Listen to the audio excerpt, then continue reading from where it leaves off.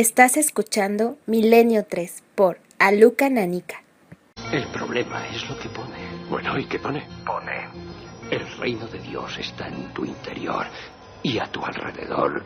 Andrew, olvídate de lo que has visto. Abandónalo inmediatamente. Johnny, ¿qué problema hay? ¿Recuerdas la comisión de los evangelios? Fue disuelta de forma súbita por tu amigo, el cardenal Haussmann. Sí, hace unos cuantos años, sí. Descubrimos un documento que parecía ser un evangelio completamente nuevo. Bueno, ¿y qué importancia tiene eso? Yo era uno de los 3 traductores de aquel evangelio. Estaba totalmente escrito en arameo. El idioma de Jesús y sus discípulos. Puede que fueran las palabras textuales de Jesús. Las palabras textuales de Jesús de Nazaret. Menudo reto y menudo misterio. Como siempre decimos en este equipo, la realidad suele superar con creces a la ficción. La película Stigmata, hace unos años, recreaba las conversaciones de 2 investigadores vaticanos en torno a los problemas tremendos que generaba en la frontera del siglo XXI la aparición de quizá las palabras textuales de Jesús de Nazaret, y la sorpresa de que éstas no se parecían mucho a lo que había impulsado la Iglesia durante tanto tiempo. Polémica, realidad, ficción. Nosotros, por supuesto, no tenemos ninguna verdad, simplemente ponemos un interrogante, ese símbolo, en torno a una de las figuras más importantes de todos los tiempos. Programación especial en estas fechas especiales de Milenio 3 aquí en la cadena SER. ¿Quién no ha oído hablar del documento Q? Y si no lo habéis oído hablar, pues vamos a contarlo hoy con todo tipo de detalles. ¿Quién no ha oído hablar del Santo Grial? Este imagino que será mucho más conocido. Pero es conocido que en Valencia, según los expertos, está el que probablemente sea el cáliz de la última cena. ¿Quién no ha escuchado alguna vez historias sobre el Titulum Crucis? Ese cartel mortuorio escrito en 3 lenguas, en 3 idiomas, que parece ser presidió la crucifixión del Monte del Calvario. Son enigmas de Jesús de Nazaret, y hemos descubierto este equipo, sobre todo a raíz de esa innovación de los mensajes por SMS que instauramos a partir de septiembre, cómo había aluviones de preguntas, de dudas, de sugerencias en torno a personajes muy concretos. No hace falta decir, en una jornada como la de hoy, que el que se llevaba la palma, el que más interés suscitaba sin duda, era este, el rabí de Galilea, Jesús de Nazaret. Milenio 3. Periodismo de lo desconocido. En la SER. Carmen Porter, ¿cómo estamos? Pues muy bien, aquí queda encantada de compartir pues fechas tan señaladas con nuestros oyentes, cómo los íbamos a dejar, y luego Katia nos contará, porque vamos a tener una semanita con mucho Milenio 3, con mucho misterio, ¿sí?, y muchas curiosidades. Me decía nuestro jefe Marino Revilla, me decía la semana de Milenio 3, programas para todos los gustos y por supuesto muy distintos de los que cada viernes a la 1:30 y cada domingo a las 3 de la madrugada realizamos para todos vosotros. Distintos en el contenido, iguales por lo menos en el espíritu, en el de seguir arrojando luz o por lo menos mostrar documentos para la polémica de algunos temas asombrosos. La Navidad, por supuesto, va a traernos muchas sorpresas. Por supuesto también estará todo el equipo: Katia Rocha, Carlos Barroso, Carmen Porter, vuestro Iker Jiménez, y en la nave del misterio, a los mandos, nuestro compañero Noel Calero.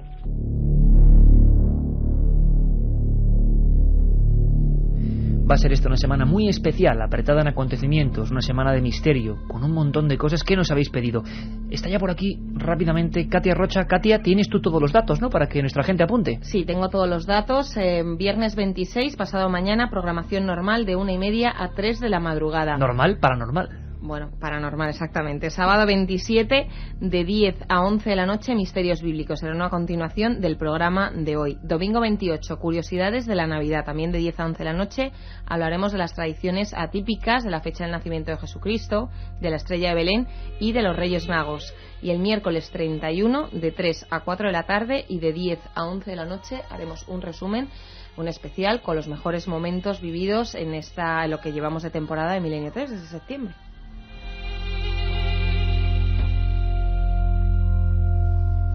Así que unas jornadas que, como digo, van a ser pródigas en acontecimientos, pero yo creo que deberíamos, antes de meternos ya en el meollo de este personaje alucinante y apasionante.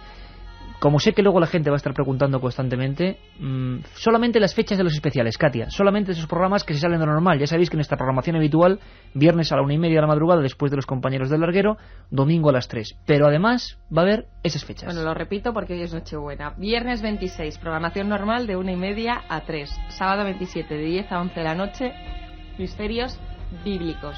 Domingo 28, curiosidades de la Navidad, de 10 a 11 de la noche, y miércoles 31, de 3 a 4 de la tarde, y de 10 a 11 de la noche, un resumen con lo mejor. Aún así, si quieren recordarlo, en www.cadenaser.com o en www.ikerjimenez.com tienen todos los datos de todos los especiales que vamos a hacer estas Navidades. El documento Q y los textos de Nag Hammadi. Ya hablamos en su momento, hace un año, como decíamos, de esa especie de textos que ponían en tela de juicio muchas de las cosas que damos por sabidas en torno a Jesús y lo que fue su vida. Los especialistas dicen, afirman, aseguran que realmente los evangelios canónicos, los oficiales, los que no se apartaron a raíz, sobre todo del siglo III, pues eran versiones directas y que luego fueron mitificándose otras. Al mismo tiempo, hay otros estudiosos de la Biblia y de los documentos sagrados que afirman también que fueron absolutamente certeros y que daban una imagen de Jesús completamente desconocida. Yo pocos temas conozco que causen tanto estupor siempre que lo hemos comentado como los evangelios apócrifos. Y dentro de los evangelios apócrifos, que hay muchísimos y haremos algún programa especial, vamos a irnos en un día como el de hoy a uno muy concreto. Se llamó el Quinto Evangelio, documento Q. Se pensó que eran las palabras directas y vivas de Jesús sin ser interpretadas por ningún cronista, por ningún evangelista. Era él mismo dirigiéndose con palabras crípticas muy extrañas. Carmen, todo ocurrió en el desierto de Nag Hammadi, creo que en 1945, ¿no? Efectivamente, Iker, en diciembre de 1945, 2 campesinos egipcios se encontraban buscando fertilizante para sus campos en un lugar del Alto Egipto conocido como Nag Hammadi. En un movimiento de su pala, uno de ellos golpeó un objeto. Se trataba de una tinaja de terracota, donde había unos libros encuadernados en piel de gacela.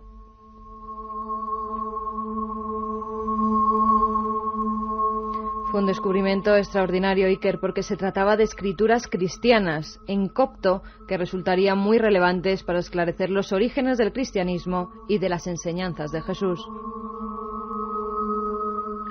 Hubo sectas, grupos escindidos, personas que oraban en las cuevas, y en esas cuevas, en esos desiertos preñados de misterio, se encontraron hace muy poco tiempo. Si miramos la historia, eso es apenas la siguiente manzana en el pasado. Año 45, unos campesinos y unos documentos. Escuchadme atentamente y he de decir que pedimos disculpas si alguien puede sentirse herido.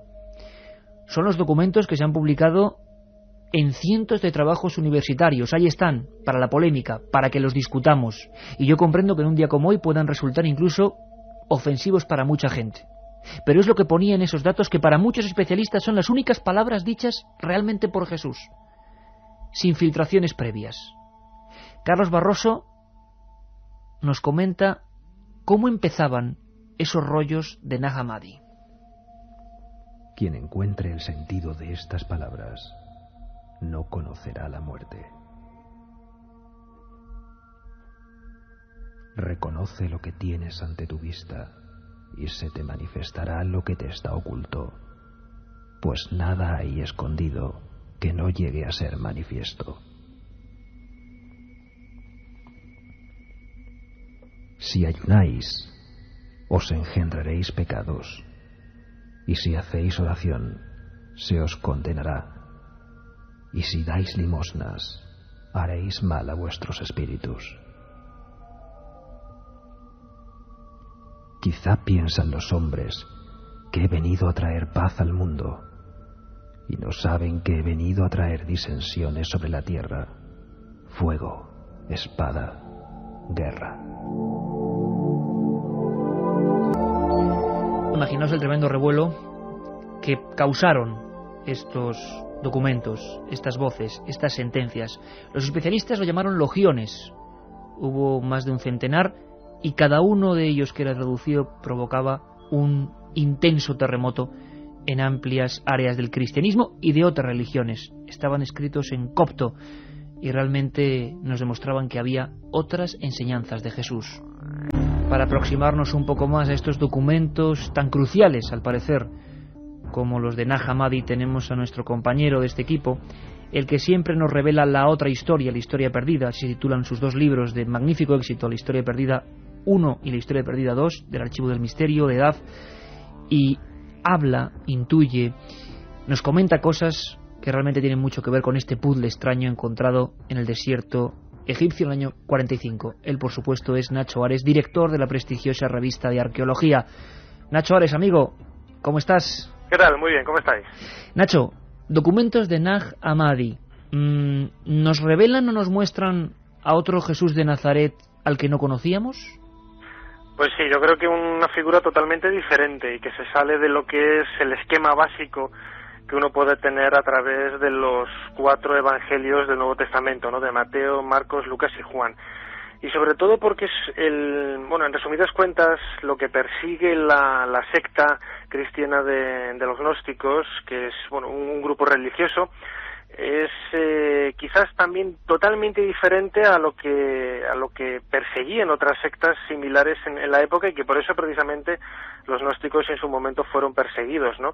Que eran, el gnosticismo es, podríamos traducirlo como conocimiento, y ellos precisamente alcanzaban esa espiritualidad, ese máximo de la espiritualidad a través del conocimiento. Y como hemos podido escuchar en la entradilla, ahora leída por Carlos Barroso, en algunos de estos pasajes encontrados en 1945 en las lomas de Nag Hammadi, en el Egipto Medio, pues podemos encontrar citas y argumentos que nos hablan de una serie de personajes que seguían a un Jesús de Nazaret totalmente diferente, como decía antes, a ese Jesús tan piadoso, tan benévolo y mucho más pragmático que podemos encontrar en el Nuevo Testamento.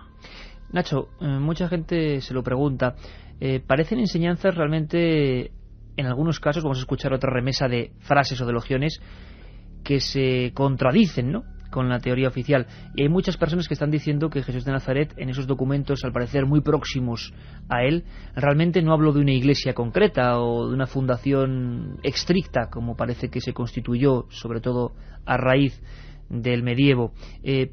Siguen siendo polémicos, siguen motivando entre los arqueólogos, especialistas, paleógrafos, que son los que investigan las antiguas escrituras, siguen siendo polémicos, están la gente más a favor de ellos, siguen estando un poquito prohibidos en los círculos más ortodoxos. ¿Cómo es actualmente la situación de los documentos de Nag Hammadi? Hombre, los documentos de Nag Hammadi, como cualquier fuente que proviene de la antigüedad y que nos proporciona información sobre, en este caso, lo que existió en el Oriente Próximo hace 2000 años, pues es de un valor incalculable, y siempre desde un punto de vista científico, alejándonos de lo que son las ideas religiosas, morales, etcétera, ¿no? Que es precisamente lo que se tiene que hacer con este tipo de documentos, verlo un poco con una mentalidad abierta y ceñirse un poco a lo que nos cuentan los textos. Pero sí que es cierto que no solamente los textos de Nag Hammadi, sino otros textos religiosos relacionados con los orígenes del cristianismo, pues se salen totalmente de lo que es la imagen del Jesús que nosotros conocemos, y sobre todo de la imagen del cristianismo que nosotros tenemos a través del Antiguo y del Nuevo Testamento.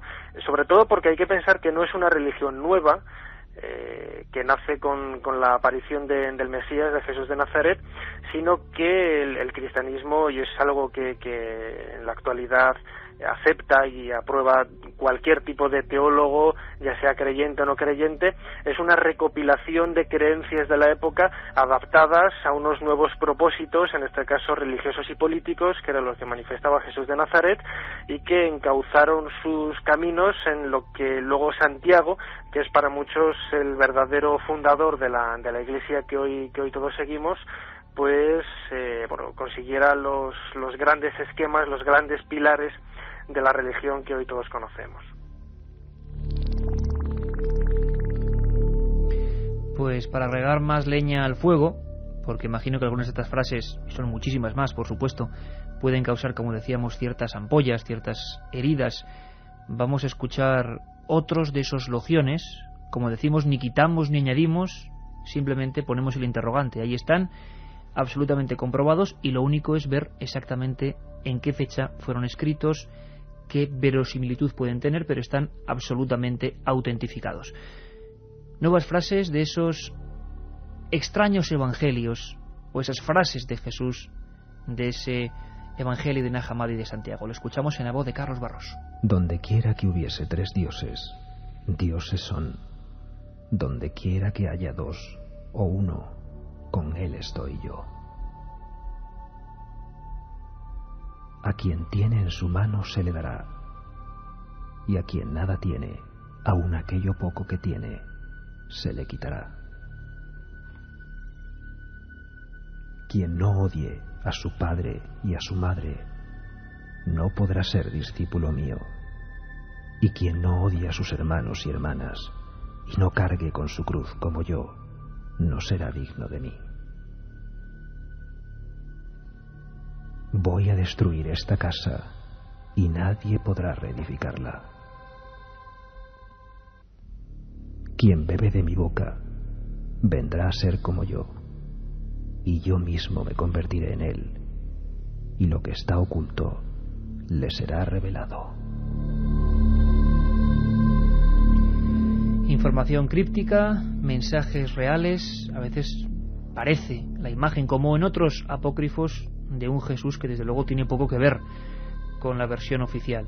Desde luego que habrá que seguir ahondando, lo haremos por supuesto con Nacho Ares en programas especiales, pero sí la pregunta que seguro que la trasladamos de muchísima gente que ahora nos escucha en un día como hoy. Nacho, queda todavía mucho por descubrir en esos desiertos, ¿no? Porque hablamos de hechos ocurridos hace 50, 60 años y parece que las arenas de toda esa zona de Oriente Medio todavía guardan muchos secretos. ¿Alguno podría poner en tela de juicio ya definitivamente todo lo que conocemos de Jesús de Nazaret? O incluso confirmarlo, ¿no? Si le damos un poco la vuelta a la tortilla. Es cierto que, por ejemplo, los documentos ahora de los que hemos estado hablando de Nag Hammadi aportan una serie de ideas que incluso, quizás por el contexto geográfico en el que fueron encontrados, que es en la cultura egipcia, pues beben de fuentes propias de la época faraónica, ¿no?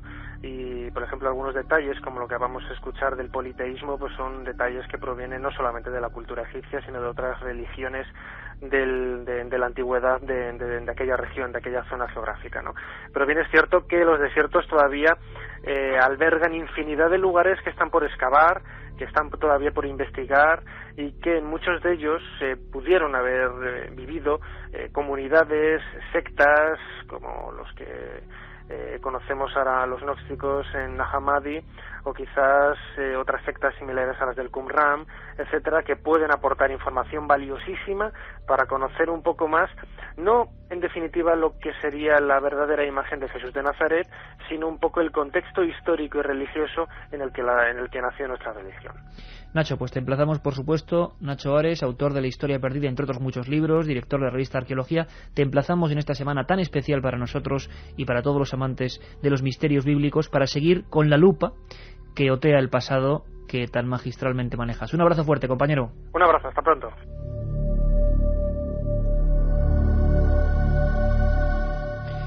Carmen, ¿y del Grial? ¿Cuánto nos han preguntado del Grial? Hay que decir que haremos programas especiales de cada una de estas cosas, pero hoy había que dar una pincelada, ¿no? Pues sí, porque las peticiones son muchas y muy variadas, pero sobre el Santo Grial pues nos llegaron muchas cuestiones, muchas dudas. Hay gente que nos preguntaba si era cierto que se encontraba en Valencia, que lo teníamos aquí en España, que habían oído que también por el resto del mundo hay otros santos griales. ¿Cuál era el verdadero? Pero el de la Catedral de Valencia pues es uno muy especial y al parecer, si ese fuera el Santo Grial, sería el auténtico. Si quieres te cuento un poco la historia de esta copa. ¿Te parece que antes escuchemos cómo revivía ese momento? Para que, bueno, todo el mundo sabe lo que es el Grial, ¿no? Aunque algunos piensan que el Grial era un linaje de Cristo. Bueno, de eso hablaremos también. La película que quizá más fama ha tenido, de todas las que se han hecho de Jesús de Nazaret, se llamaba Rey de Reyes. Mira, Carmen, vamos a escuchar todos muy atentamente. Bendito seas, Dios y Señor nuestro, Rey del universo, que creaste la vid y el vino.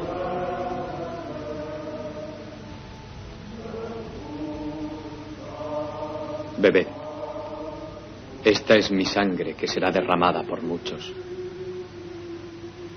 para la remisión de todos los pecados.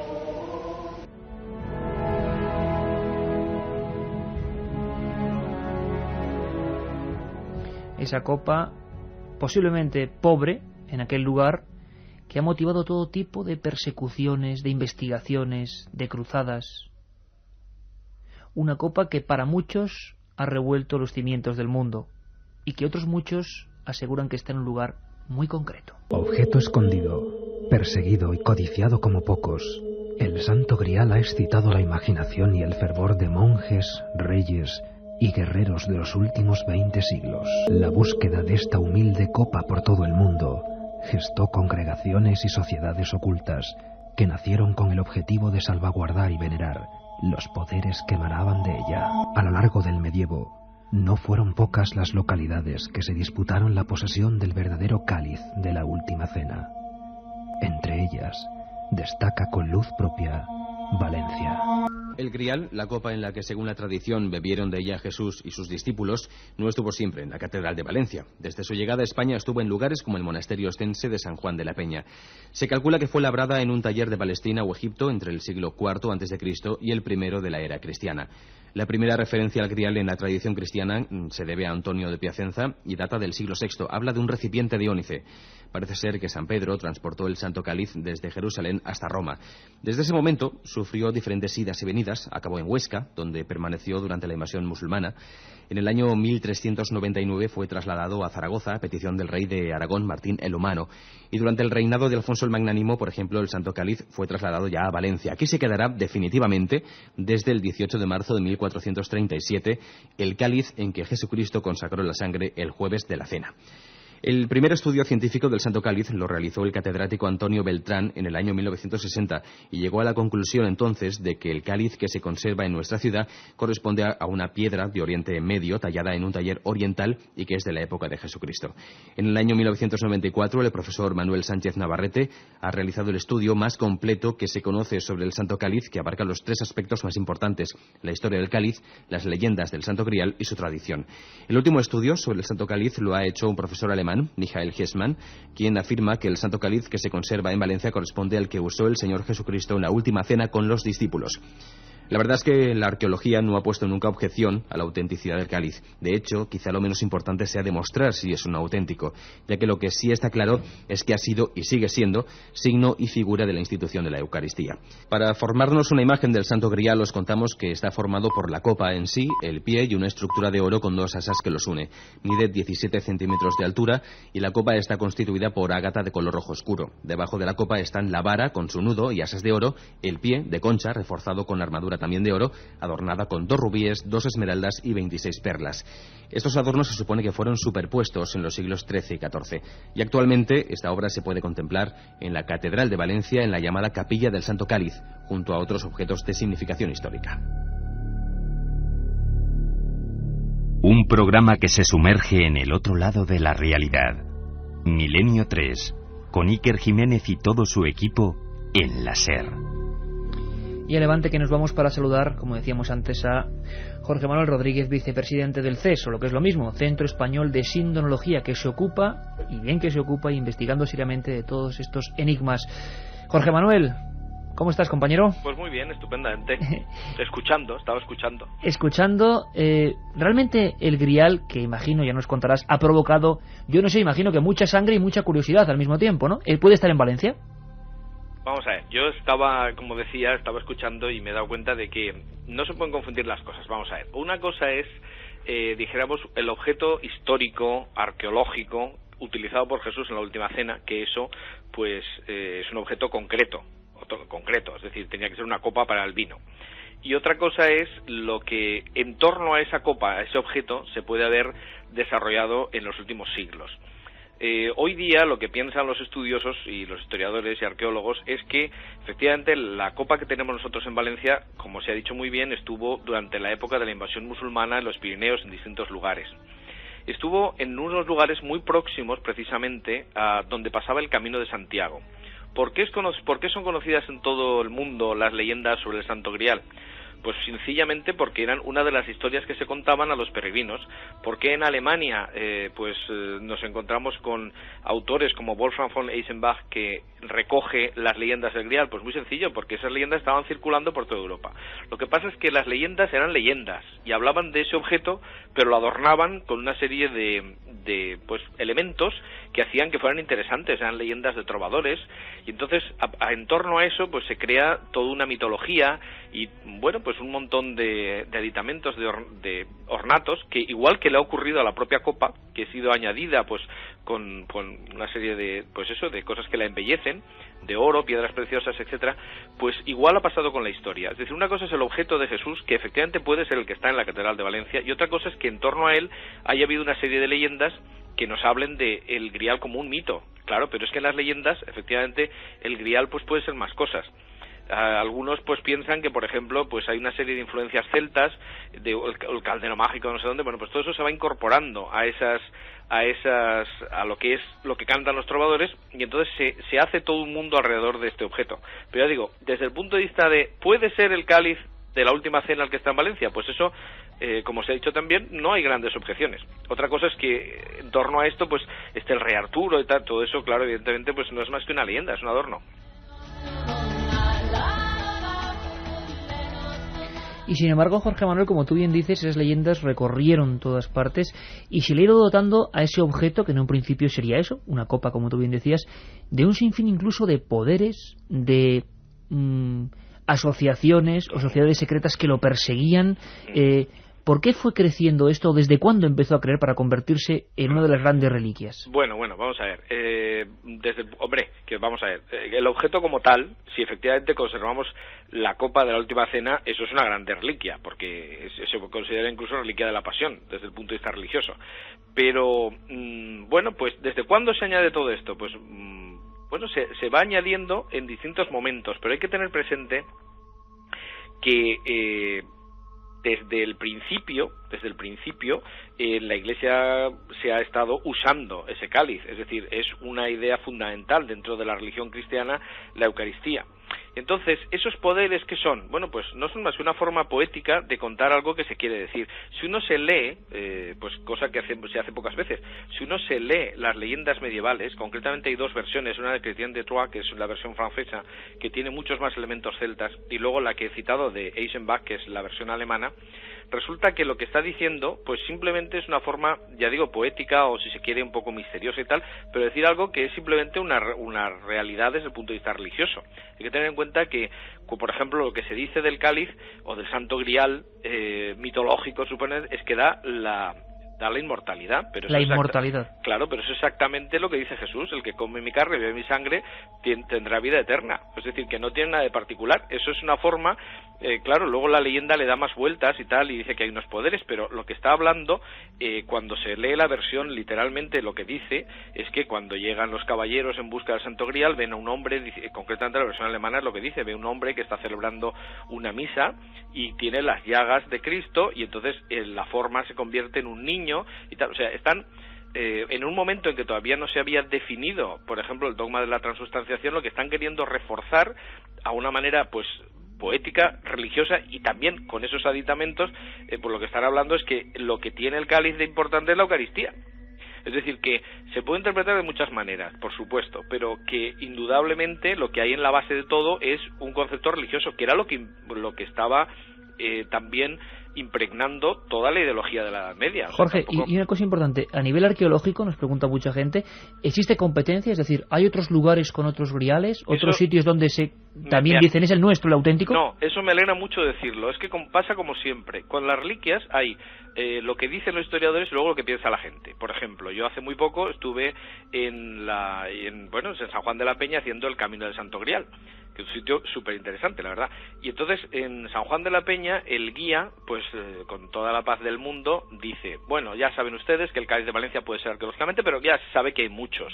Y entonces yo le pregunté, ¿me quiere decir usted por favor dos?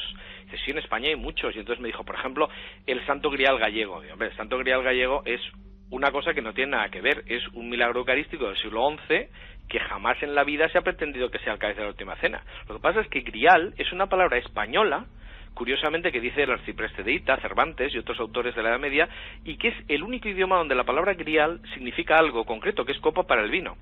Esa palabra ha pasado a los otros idiomas como santo grial, porque, y eso es lo que piensan los críticos que hacen la crítica literaria de estas leyendas, ha pasado porque ha pasado con la leyenda de origen español. Incluso la versión alemana, la de Eisenbach, sobre el Parsifal, dice que está en los Pirineos, justo donde estaba en esa época.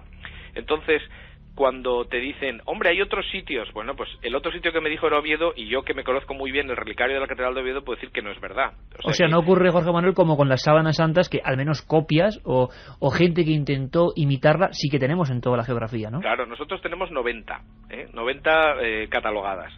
Pero todas, absolutamente todas, dicen copiada del original que está en Turín, copiada del original que está en Chambéry, copiada... Es decir, eso, en contra de lo que la gente piense, la Iglesia siempre ha tenido mucho cuidado en distinguir lo original de las copias. En el caso del Santo Cáliz, lo que hay es atribuciones populares, pero cuando uno se va al archivo, que es lo que tiene que hacer, cuando uno se va al archivo del sitio correspondiente, le dicen, no, esto es un regalo de Carlomagno. Pues muy bien, ya se sabe que no es el cáliz de la Última Cena. Se decía, no, hay un cáliz que puede ser el de Antioquía, que está en el Museo Británico. Bueno, el cáliz de Antioquía es de plata y tiene la cara de Jesús y de los 12 apóstoles alrededor. O sea, eso es absurdo. Entonces, es una bobada pensar que Jesús utilizará una copa con su cara y con los de alrededor. O sea, sí, desde luego sería. Pero claro, la gente que fino. dice esto no ha visto nunca de lo que está hablando. Entonces, hay que tener un poco de cuidado. Por ejemplo, una cosa muy interesante que sí está en el Museo Británico son copas de factura exactamente igual, son vasos murrinos que están datados en el año 50 después de Cristo, que son idénticos al que tenemos nosotros en Valencia, y sobre los que evidentemente nunca se ha dicho que sean el cáliz de la Última Cena, como sí se ha dicho siempre de este. Ahí está el misterio. En Valencia, una pieza que desde luego hay que dedicarle mucha más extensión, pero al menos para que todos tuvierais una pincelada concreta de lo que aquí al ladito, en Levante, pues tenemos una auténtica joya sobre la que habrá que seguir indagando. Muchas gracias, Jorge Manuel, por estar con nosotros, vicepresidente del Centro Español de Sindronología, y seguiremos indagando, te lo aseguro, muy de cerca este tipo de reliquias.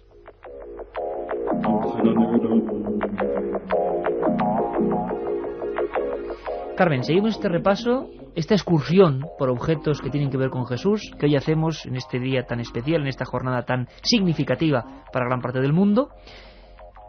Titulus Crucis o Titulum Crucis, otro gran misterio, y este me da a mí la impresión mucho menos conocido, ¿verdad?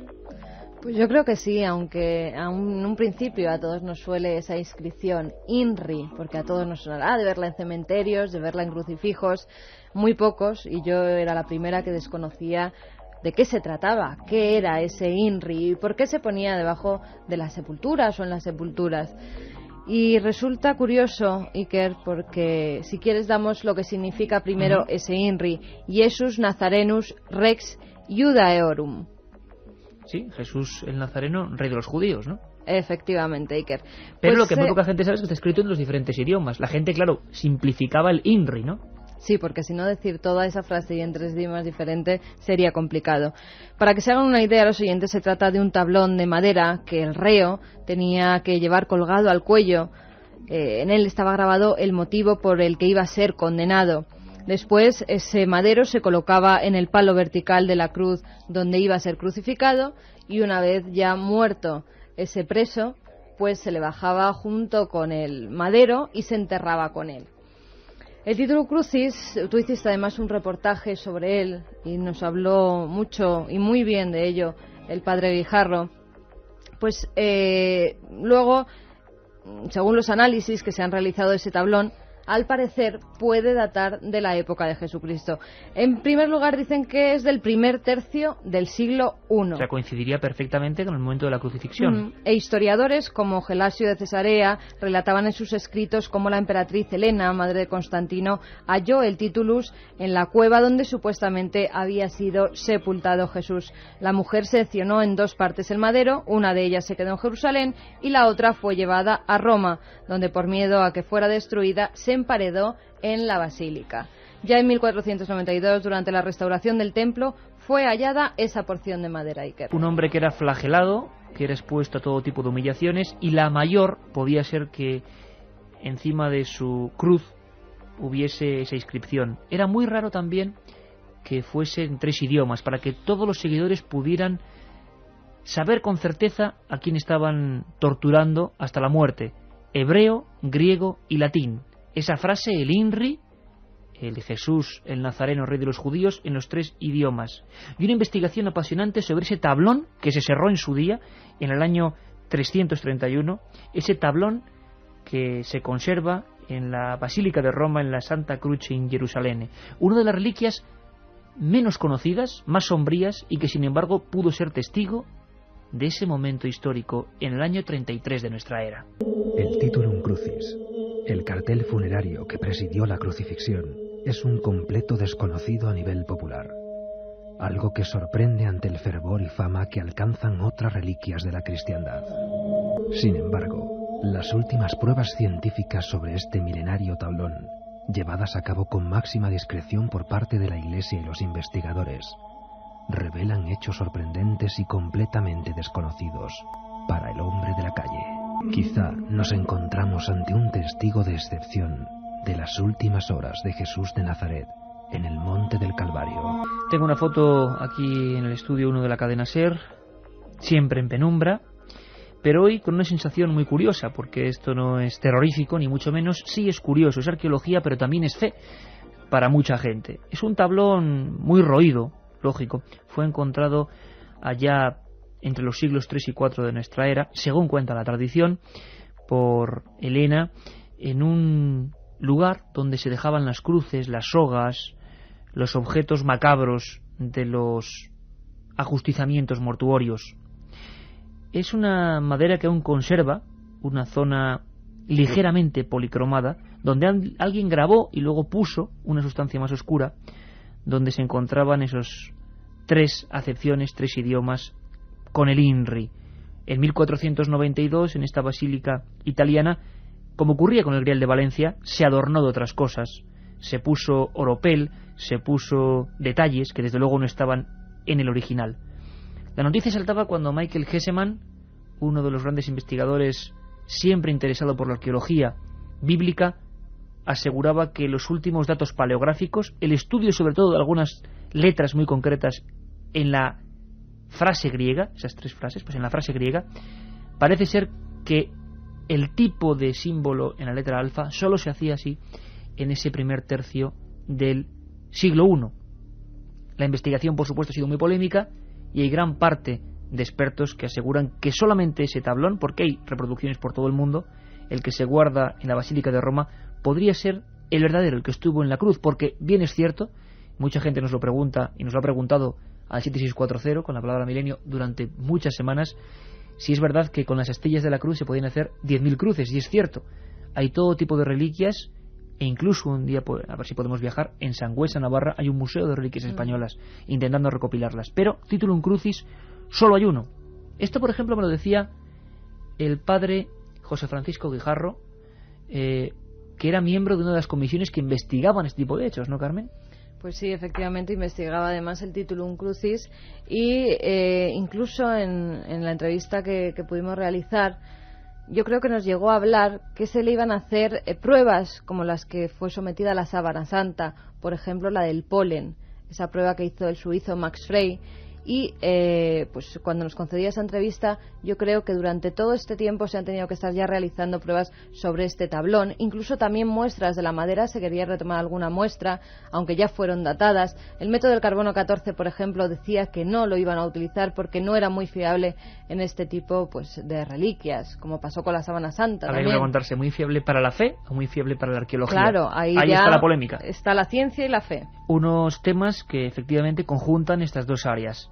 El padre José Francisco Guijarro, aquí en Madrid, en el convento de las Descalzas, nos recibía amablemente y nos comentaba los últimos detalles en torno a este misterio, y conociésemos mucho mejor el Titulum Crucis o Titulus Crucis. Pedimos disculpas por anticipado por la calidad del sonido, era una grabación realizada con pequeña grabadora, pero creo que se va a entender perfectamente los datos concretos en torno a este tablón que quizás presenció la muerte de ese hombre excepcional, Jesús el Nazareno. En el Evangelio se hace referencia a este título, a este letrero. En los 4 Evangelios se habla, y el que habla con más detalle es el Evangelio de San Juan, porque San Juan fue testigo y presenciante de la crucifixión. Él dice que él estaba al pie de la cruz. San Mateo no, y San Marcos y San Lucas eran discípulos que se incorporan a la Iglesia después de la resurrección. Entonces, tanto San Marcos como San Lucas hacen referencia, se nota, a que escriben el Evangelio a partir de otros escritos previos que existían, que no han llegado hasta nosotros.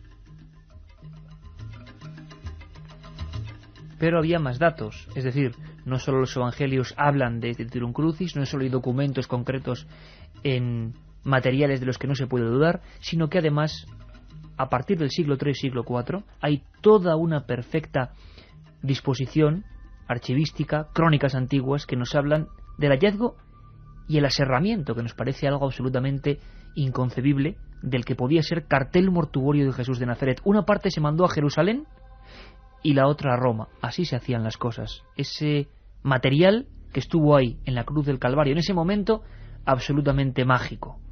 Ahondaba en ello el padre José Francisco Guijarro. Entonces, claro, travesaños esos son los que aparecen ahí, aparecen varios, en tiempos de Elena. Entonces, Elena, el travesaño que identifica, según esta leyenda, como de la curación del enfermo y como de la cruz de Cristo, lo manda a cerrar para dejar la mitad en Jerusalén, en la basílica que se iba a construir, y la otra mitad llevársela a Roma. Y con el título de la cruz hace lo mismo, lo manda a cerrar para dejar la mitad en Jerusalén y la otra mitad llevársela a Roma. Otro elemento importante y creo que esencial en lo que es la sustancia de estas reliquias. Decían, Carmen, que el título curaba y que una de las cruces, la que tenía un trozo de madera con estas 3 inscripciones, curó a una serie de enfermos. Es algo típico y tópico de las reliquias que se consideran verdaderas, ¿no? Sí, es algo muy, muy normal, y las tradiciones cuentan que todas estas reliquias pues tienen en cierto modo algún poder de curación o poder milagroso. El Titulo Crucis no iba a ser menos, y también desde el siglo IV se hablaba pues de que quien tuviera contacto, su piel tuviera contacto con este madero, sanaría de las enfermedades que tuviera. Pues hoy hemos conocido también un poco más este curioso trozo, curioso elemento, que no suele ser muy citado, sí el grial, sí la sábana santa, sí los trozos de la Vera Cruz, pero el Titulo Crucis no. Así que hoy era la hora de sacarlo un poco en sociedad, como decimos en Milenio 3, arrojar luz sobre su superficie. Un programa que se sumerge en el otro lado de la realidad. Milenio 3, con Iker Jiménez y todo su equipo en la SER. Documento Q o frases que supuestamente dijo Jesús y sobre las que la arqueología investiga, encontradas en el desierto. El grial, que estuvo presente en la última cena y que parece que se oculta en Valencia.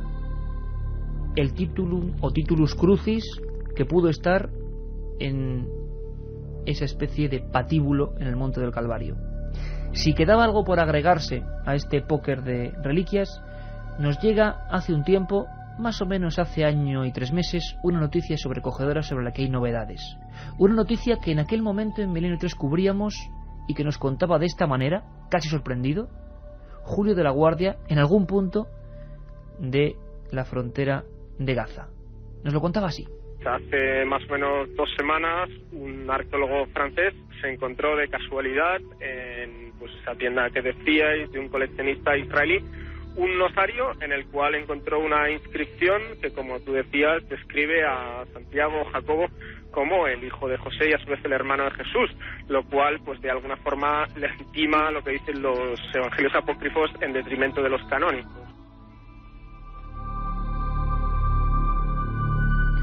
Otro escándalo, un auténtico escándalo en toda regla.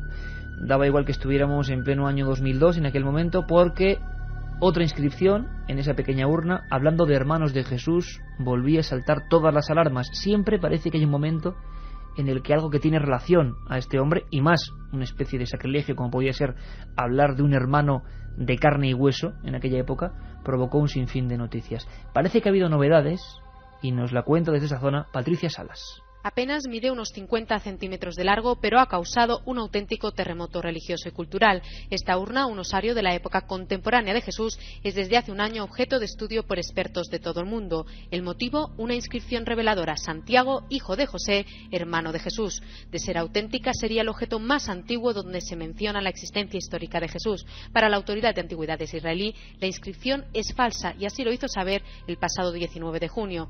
Tras someter la urna a estudios de carbono 14, determinó la autenticidad de la caja mortuoria, pero identificó la ausencia de una especie de barniz que se genera con el paso de los años y que debería estar también en la zona del texto. Sin embargo, científicos de todo el mundo, reunidos hace unas semanas en Estados Unidos, consideran prematura la afirmación de Israel. Creen que se debe estudiar más minuciosamente la caja antes de hablar de su autenticidad. Hay demasiadas cosas en juego: religión, política y dinero. Para el coleccionista propietario del osario, este objeto puede significar el negocio de su vida. Ya ha tasado en $2 millones la urna.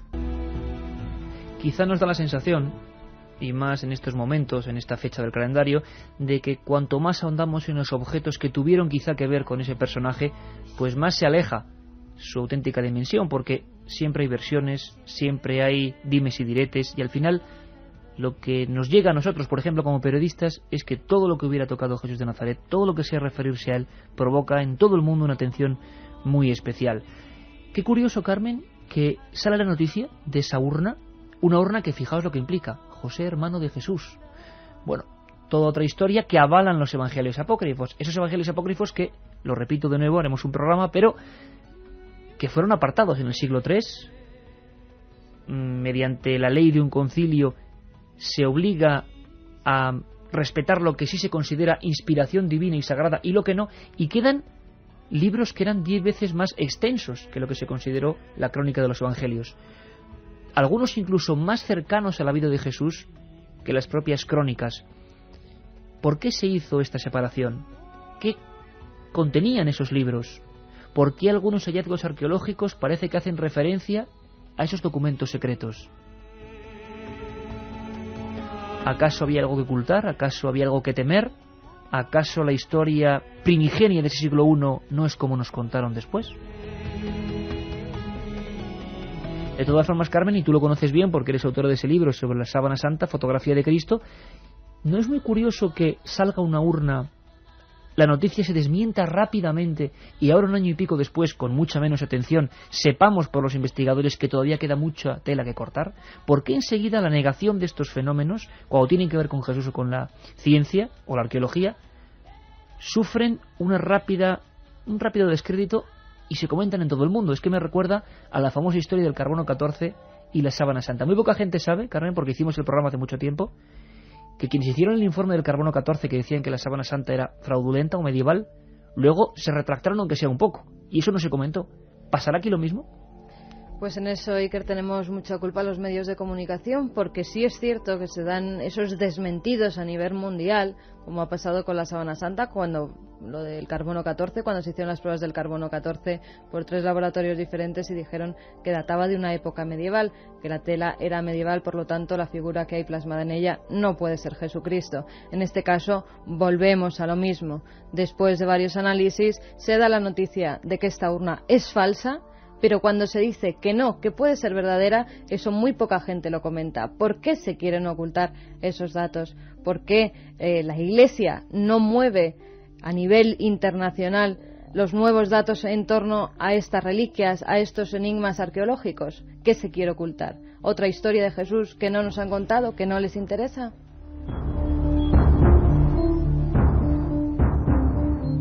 Pues se lo preguntábamos a un buen amigo de este programa, catedrático de historia, un hombre que es César Vidal, que ha impartido clases en España y en América y ha visto la diferencia también de trato que hay con estos temas. Muchos de los grandes investigadores de estos enigmas son norteamericanos, pero César Vidal es un hombre bastante escéptico. Sin embargo, nos dejó alucinados cuando nos habló de qué pruebas había arqueológicas y teológicas sobre la presencia de hermanos de Jesús de Nazaret. Ya sabemos que esto es meternos en camisa de 11 varas y quedaría para muchos programas, como yo siempre digo. César Vidal, y la pregunta en el aire: ¿hermanos de Jesús? Sin descartar, porque en fin es una hipótesis posible, que efectivamente la urna, el osario, tenga algo que ver con con Santiago o Jacobo, el hermano de Jesús, pues tampoco tenemos una certeza absoluta, ¿no? Yo quisiera además destacar otra cosa, es decir, aparte de que esto no es seguro, es decir, es posible, pero dista mucho de ser seguro. Santiago aparece como hermano de Jesús en el capítulo 13 del Evangelio de Mateo y en el capítulo 6 del Evangelio de Marcos. Se hace una referencia a él en el capítulo 15 de la primera carta a los Corintios como uno de los personajes que eran incrédulos, pero que en un momento determinado vieron a ese Jesús resucitado y cambiaron radicalmente de opinión acerca de ese cristianismo incipiente. Pablo lo vuelve a citar en Gálatas como uno de los personajes que dirigía la iglesia de Jerusalén, la iglesia judeocristiana de Jerusalén. Vuelve a aparecer en los Hechos de los Apóstoles en esa situación.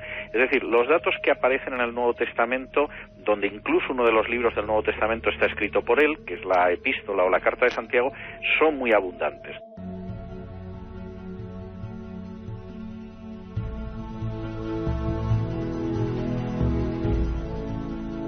Milenio 3. Periodismo de lo desconocido. En la SER.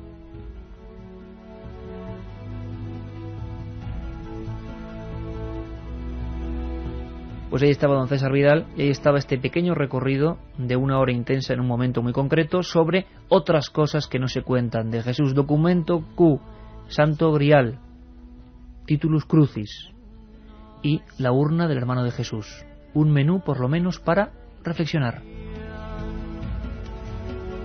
Y así os dejamos reflexionando y recordándoos que esta semana va a ser apretada en acontecimientos, ¿verdad, Katia Rocha? Pues sí, ya estaba recibiendo llamadas en el control, así que vamos a repetirlo. Sábado 27 de 10 a 11 de la noche vamos a hablar de misterios bíblicos.